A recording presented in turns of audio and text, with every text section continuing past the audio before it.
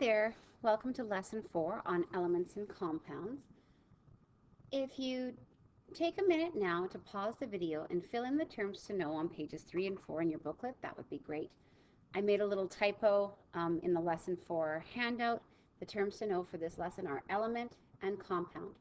So an element is a type of substance that cannot be broken down into simpler parts by ordinary chemical means.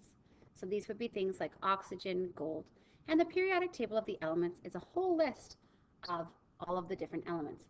A compound is a pure substance made up of two or more elements that are chemically combined together. Take a second again and pause the video to make sure you copy these down. So we're going to continue talking about elements and compounds and adding a few more terms in this lesson. So again, we talked about an element being a pure substance that contains only one type of atom. It can't be broken down any further and still retain the properties of that particular element. So these are all the ones that are listed on the periodic table. An atom is the smallest part an element can be broken into. So the smallest unit of copper would be 1 atom of copper. If we break down the atom into its protons, neutrons, and electrons, it doesn't retain the properties of copper any longer. A compound contains 2 or more different types of atoms. So this would be Na2SO4, like you see in the example. That's called sodium sulfate. Water is a really common example of a compound, and its formula is H2O. Carbon dioxide, this is what we're exhaling as we breathe out, is CO2. And sodium chloride, this is table salt that you might put on your food at supper.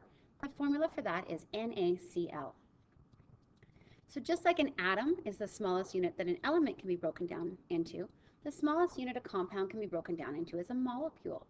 So it's the smallest particle that a compound can be broken down into and still have properties of that compound. A molecule always has more than one atom, and usually the atoms are made up of different elements. So again, we can break water down into the smallest unit of water would be 1 molecule of water. So what is an element? So if we look at a drop of water, 1 drop of water would contain 6 sextillion atoms. How many atoms do you suppose are in 1 liter of water, or in all the water in the Atlantic Ocean? If we take this a little further, how many atoms do you think there are in all the matter that we see, or we don't see?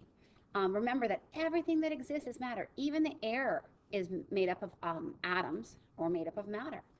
So the number is so enormous that it would be impossible to describe.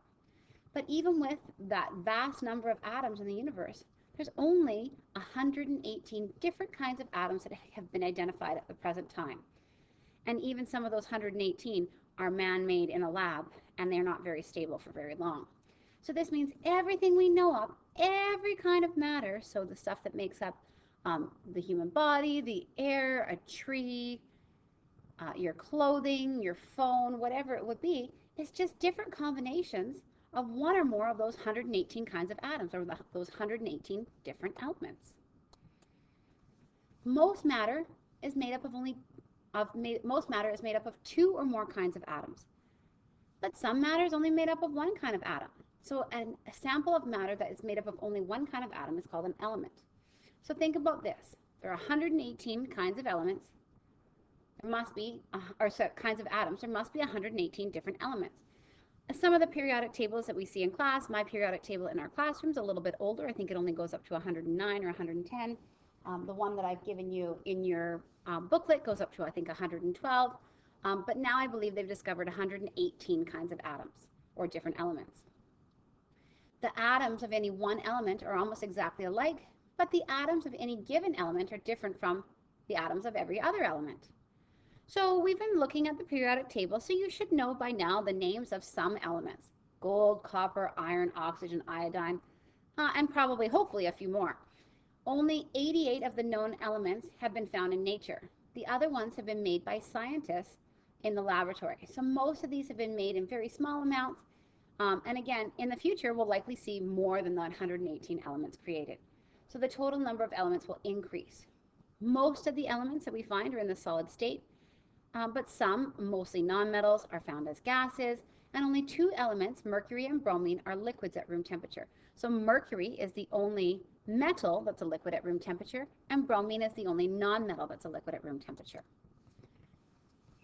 So if we look at the difference between compounds and molecules, so a deck of playing cards has 52 cards.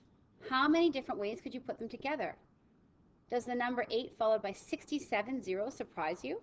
That's what it would look like. So that on the screen, this number right here, is the different combination of playing cards. So what if you were to combine the chemical elements? If there's 118 different elements, we know there are more than 118 different substances, so there are millions and millions of substances. So most of these substances we know are made up of 2 or more elements. Water, salt, carbon dioxide, baking soda. These substances are possible because the atoms of different elements can link up.